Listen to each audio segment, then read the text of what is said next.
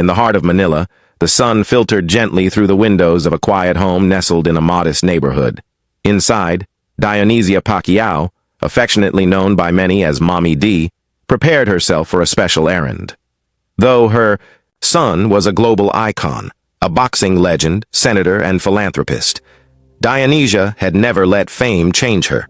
She remained the same humble, God-fearing woman who once sold rice cakes in the streets to feed her children. Her relationship with Manny was forged in fire, hardships, hunger, sacrifice. When Manny had nothing but a dream and worn-out gloves, it was Dionia who prayed over his bruised hands. When he slept on cardboard as a teenager, she stayed awake at night asking God to protect her boy. Now, years later, she wanted to surprise him with something he rarely allowed himself to indulge in: luxury. That morning, she asked her driver to take her to one of the most exclusive designer stores in Makati. Her plan was simple: find a watch that Manny could treasure, not for its price, but for the gesture it represented. A mother honoring her son. Dionia entered the store with quiet awe. The walls gleamed with gold trim, glass cases sparkled, and sharp-dressed salespeople floated behind counters like they owned the air. Clutching her modest handbag, dressed in a plain blouse and worn sandals, she approached the nearest display. No one greeted her. She cleared her throat, smiled gently, and asked in a soft provincial accent, "Excuse me, how much is this one?" The sales associate barely glanced at her, exchanged a smirk with a colleague, and turned away. Another assistant stepped closer, but not to help. Her tone was stiff, her smile forced. "Ma'am," she said curtly, "that item is quite expensive. We usually show it by appointment to select clients." Dionia blinked, confused. "I can pay," the woman cut her off. "This store may not be for people like you." The words landed like a slap. For a moment, Dionia stood silent. Then, with the same quiet dignity she had carried through decades of struggle, she turned around and walked out. What she didn't realize was that someone had been watching the entire time, and they recorded everything. Long before the world knew the name Manny Pacquiao, he was just Emmanuel, a skinny boy running barefoot through the streets of General Santos City, selling donuts and pandesal before the sun even rose. Life was never kind, but it was all he knew. Days of hunger, nights without a bed, and dreams bigger than the sky he slept under. At the center of his world was Dionia Pacquiao, his mother, his rock, his quiet protector. She didn't have much, but what she lacked in money, she made up for with resilience. She washed clothes for neighbors, sold whatever she could, and when there wasn't enough food, she pretended she wasn't hungry, letting her children eat. First while claiming, "Busog na ako," I'm already full. More than anything, she taught Manny how to fight, not just with his fists, but with his spirit. She'd whisper prayers over him every night, pressing a worn rosary into his calloused palms before a match. When others laughed at his dreams, she believed. When life knocked them down, she stood taller. She never pushed him to chase money. Instead, she pushed him to be a good man. Even when the fame came, belts, endorsements, private jets, Dionia stayed rooted. She refused to let the spotlight change her. She still went to church in the same dress, danced with joy on TV without worrying what the critics said, and insisted on cooking her own food rather than asking anyone to serve her. To this day, she refuses special treatment. She doesn't flash her last name to cut lines or demand attention in public. She doesn't ask for fancy gifts. When Manny once offered to buy her a mansion abroad, she replied with a chuckle, "Who would clean it? I don't even want to leave my home." To the world, Manny is a global icon, a rags-to-riches hero, a senator, a man of unmatched discipline and triumph. But to her, he is still the barefoot boy she used to scold for climbing trees and skipping chores. And to him, she is more than his mother.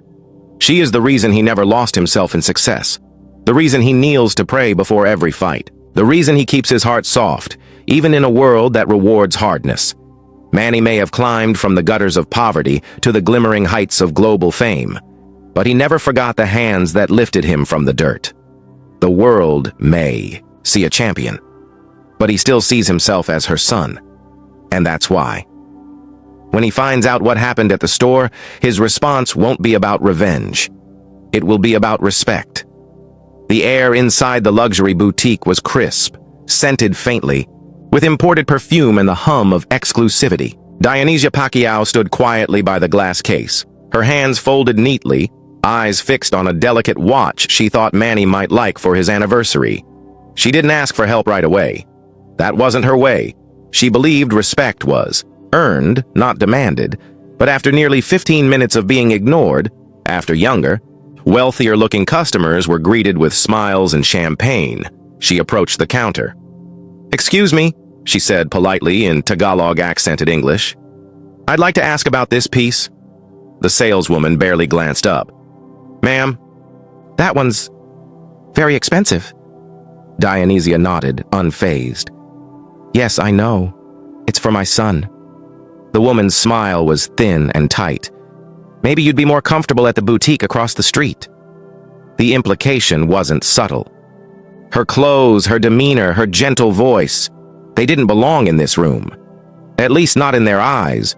What neither the staff nor Dionisia realized was that they weren't alone. A young woman, quiet, well-dressed, and sharp-eyed, stood across the room holding a designer handbag and a smartphone. She had recognized Dionisia immediately. She remembered the viral videos of her dancing joyfully after her son's victories. She knew that face. And so, she pressed record. The video wasn't dramatic, no shouting, no physical confrontation, but it was deeply human. It showed a woman of quiet grace being treated with cold disdain simply because she didn't look like she belonged. The camera captured the moment Dionisia offered a polite smile and walked out without another word, the saleswoman already turning away. Within hours, the video was online. The caption was simple. "Do you know who she is?" Comments began pouring in like a flood. "That's Manny Pacquiao's mom. How dare they?" "She is the sweetest lady. How could they treat her like that?" "This is what classism looks like." Imagine disrespecting a woman like that because of her clothes. You don't need money to have dignity. Within 24 hours, the clip was everywhere. TikTok, Facebook, YouTube Shorts, even Twitter. Influencers reshared it. Activists spoke out. News blogs picked it up. But Manny hadn't seen any of it. Not yet. He didn't hear it from his PR team, or even his assistant. He heard it from his cousin John, who sent him a simple voice message. "Kuya Manny, you need to see this. Tita was in a video. People are talking." Manny was at his training camp when he clicked the link. He sat silently, staring at the screen as the video played. He watched his mother, his beloved Nane, being dismissed like she was invisible. He saw the way she smiled, that way she always does, as if to say, "It's okay, Anak. I've been through worse." He didn't speak. He didn't raise his voice. He just stared, the video looping again in his hands. No one in the room dared interrupt him. Finally, after a long pause, he looked up. "Cancel my morning sparring," he said quietly. "We have somewhere to go." His team blinked. "Sir?" He stood. "I said cancel it." Then he picked up the phone. No press conferences, no lawyers, no tweets, just a quiet call to his driver. That afternoon, while news outlets speculated what his response would be, if he'd sue, if he'd post something, if he'd simply ignore it, Manny Pacquiao did what no one expected. He got into a modest black SUV, dressed not in designer clothes but in a plain white polo and slacks, and without a word to the public, he walked into the store. The bell above the door chimed softly as Manny Pacquiao stepped into the store. The same air-conditioned chill, the same muted luxury, but the atmosphere had shifted. Staff paused mid-conversation. A hush fell over the boutique. It took only seconds for the store manager to recognize him. "Mr. Pacquiao!" she gasped, rushing forward with rehearsed warmth. "Welcome, sir. It's such an honor. How can we help you today?" Manny's face was unreadable. Calm. Composed. Not the fiery boxer the world knew, but something quieter, and far more unsettling. He looked around slowly, scanning the room, his eyes pausing on the display where his mother had once stood, invisible. "I'm looking for someone," he said simply. "Of course," the manager chirped. "We have personal shoppers available. Was there an item you saw online?" Manny shook his head gently. "No, I'm looking for someone who came here yesterday. A woman, modestly dressed, about this tall. He held his hand to just below his shoulder. Strong accent. Gray hair. The manager's smile began to falter. "Did my mother come here yesterday?" he asked, softly but firmly. The staff exchanged glances. Someone coughed in the back. The energy shifted again, from celebrity thrill to something colder, more uncertain. "Sir, I'm not entirely sure," the manager said carefully. "We have a lot of customers." "I'm sure you have cameras," Manny replied. "Can I see the footage?" A beat of silence. The room froze. I'll check with corporate," the manager stammered. "I already saw the footage," Manny said, lifting his phone slightly. "Or at least a version of it. The world has seen it." At that moment, one of the employees, one of the very women who had dismissed Dionisia, turned pale. Her hands gripped the counter. "Sir, I didn't know—" He raised a hand to stop. Her. Not angrily. Just steady. "I'm not here for an apology," he said. They blinked. "I'm not here to embarrass anyone. I'm not here for headlines or revenge. I'm here to ask one question." The silence now was heavy, reverent. He looked directly at the manager, then at the staff. "How do you treat people you don't recognize?" No one answered. "Because that's the measure of who you are," he continued. "Not how you treat someone with fame or money. That's easy. That's performative. The real test is how you treat a woman who walks in without a designer bag, a mother in simple clothes, a stranger." He let the words hang in the air. "I grew up with nothing," he added. "Sleeping in the streets, selling pain de sal to survive. If someone had treated my mother like that back then, maybe we wouldn't be here today." The staff looked at their feet. One quietly wiped away tears. Still, Manny didn't gloat. He didn't take out his phone to record. He wasn't looking for viral justice. His voice remained soft but firm. The same voice that had delivered post-fight interviews, the same voice that calmed entire stadiums. "I don't want free merchandise," he said. "I don't want someone fired. I want you to think. Change doesn't happen when you apologize after being caught. It happens when you decide to do better when no one's watching." He glanced at the boutique's wall, where luxury brand slogans spoke of elegance and excellence.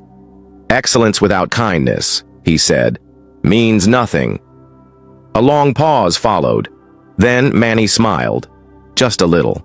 My mother came here to buy a gift. I'll buy it instead, but it's not for me." The manager, confused, nodded. "For her?" "No," Manny said. "For your staff."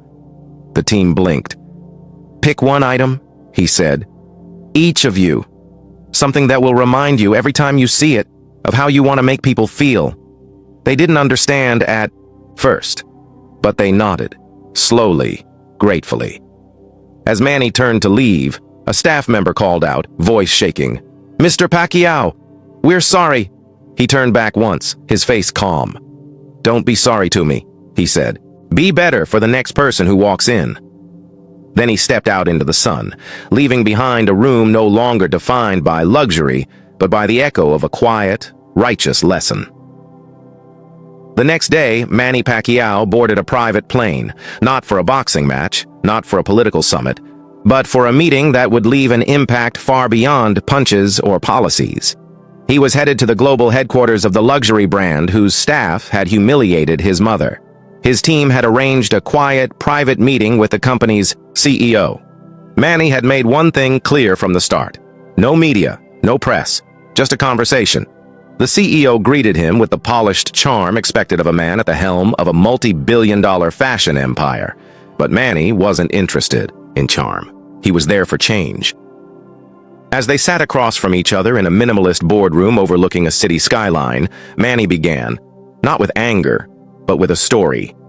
He spoke about Dionisia, his mother, about how she had raised him through poverty, skipping meals so he could eat, praying barefoot in a church with no roof, walking miles to sell bread and boiled bananas.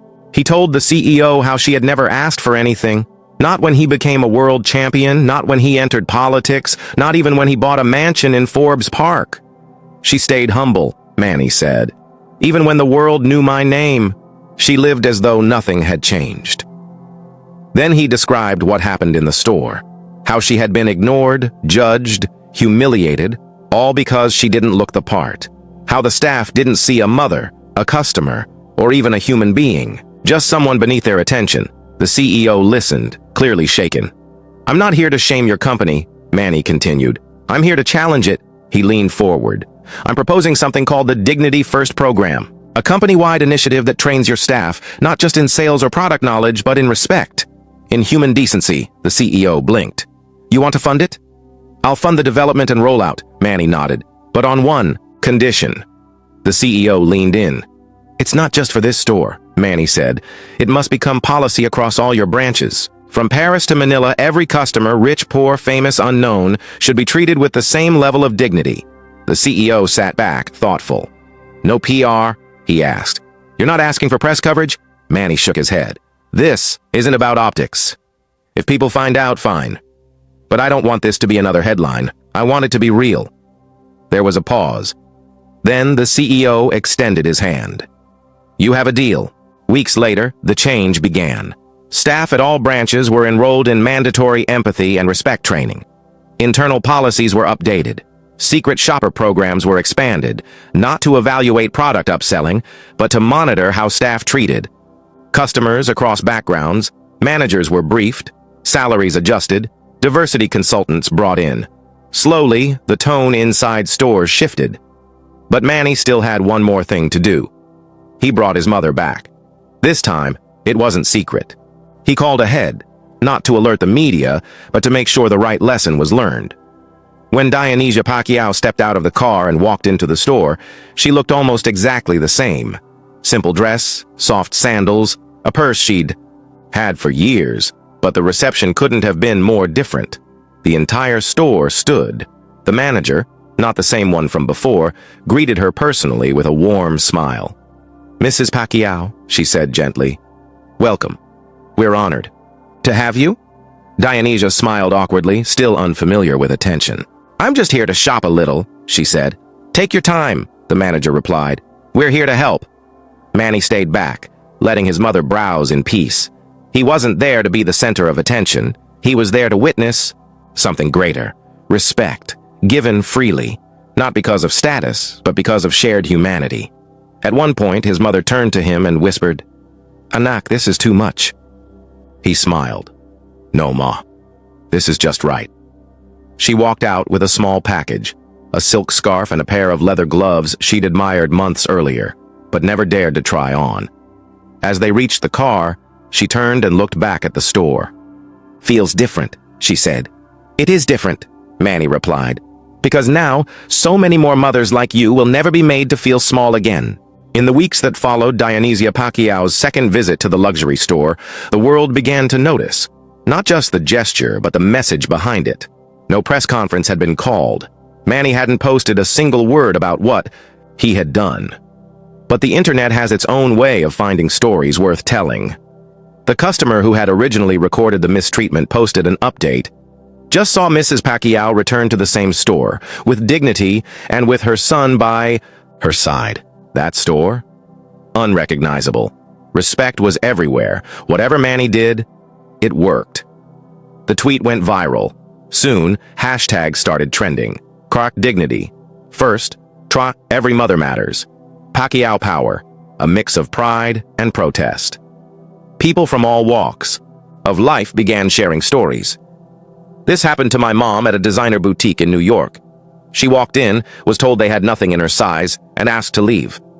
When I worked retail, we were quietly told who not to waste time on. Elderly people, non-English speakers, those who just look around. It made me sick. I used to think only money bought respect.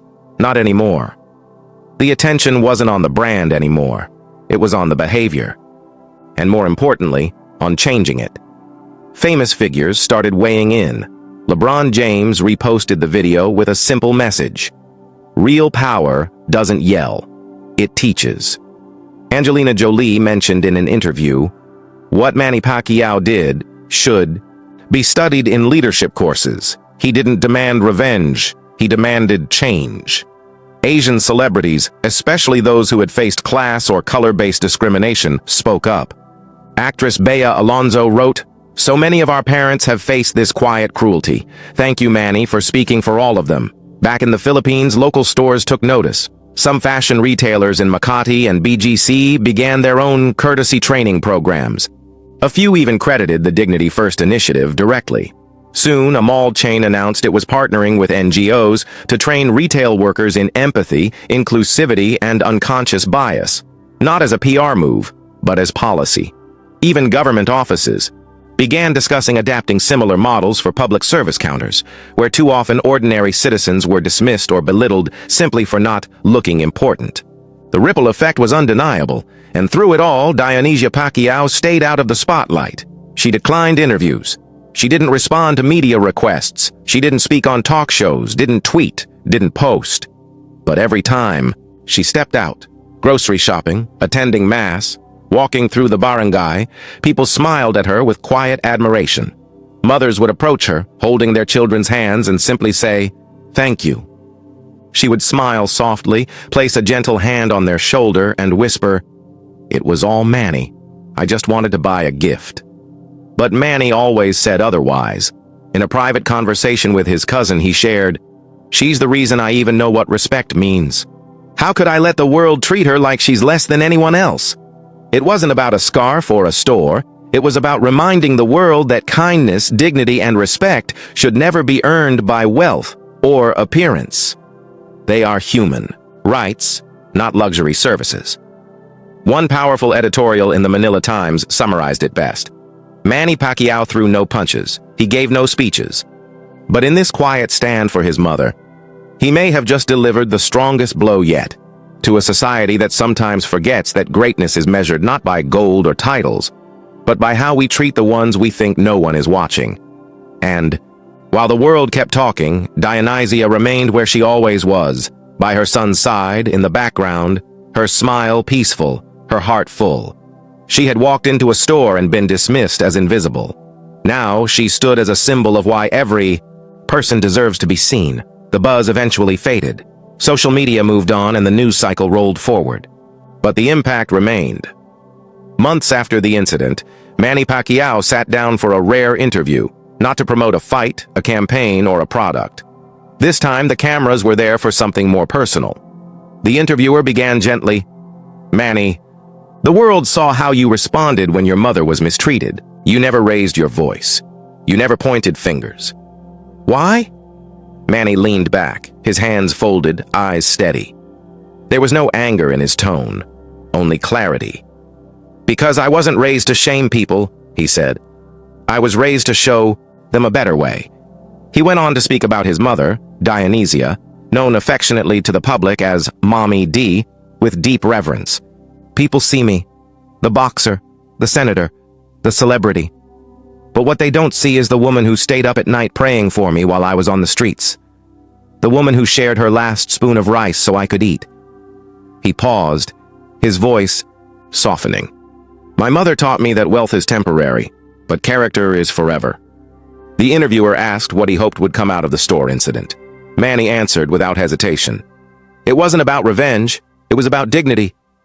I didn't want them to apologize just because they recognized who she was. I wanted them to understand that every customer who walks into their store deserves to be treated with the same respect, whether they're wearing designer clothes or slippers from Divisoria." He shared that the Dignity First initiative had already trained hundreds of employees, not just in the Philippines, but across Southeast Asia. What started as a single act of quiet defiance had become a movement toward a more human-centered culture in the retail world. But more than policies or headlines, Manny said he hoped the story would stir something deeper in people's hearts. We are all someone's son, someone's daughter, someone's mother or father. And when you look at someone, don't see their clothes. Don't judge their accent. Don't measure their worth by the car they drive or the watch they wear. Ask yourself one thing: how do I treat someone who walks in with nothing to prove? His words echoed across platforms, quoted in classrooms, corporate workshops, and church sermons. One high school in Quezon City painted the question across their hallway walls. How do you treat someone who walks in with nothing to prove? Another university launched a community program inspired by the event, offering etiquette and empathy training to students entering the service industry. Manny's story, his mother's story, became more than a viral moment. It became a mirror. Viewers around the world reflected on their own actions. Had they dismissed someone too quickly? Had they ever looked past someone because they didn't look the part? In a touching letter sent anonymously to Manny's Foundation, a former store employee wrote, "I was one of those workers who used to laugh when a poor-looking customer came in. Your story changed how I see people. Now I serve everyone with the same smile. Your mother deserved better. Thank you for teaching me." The final scene of the interview was simple. Manny stood beside his mother in their hometown of General Santos. No suits, no flash, just mother and son walking side by side, smiling. A small child ran up holding a plastic toy glove, yelling, "Champ, champ!" Manny knelt, gave him a high five, and smiled. "Always respect your mom, okay?" he told the boy. As the camera zoomed out, the voiceover played Manny's closing words. "We live in a world that tells us to chase titles, fame, money. But real champions don't just fight in the ring, they fight for what's right, quietly, powerfully, and with love." This wasn't just a story about a famous boxer or a luxury store. This was a story about how kindness, dignity, and respect should never be exclusive. Every day we are given opportunities to see the human behind the surface. The challenge now is yours. How do you treat the elderly woman asking for help? The man sweeping the street? The tired father counting coins at the checkout? Because in the end, titles fade. But character, that lives forever. And sometimes, the quietest champions leave the loudest legacies.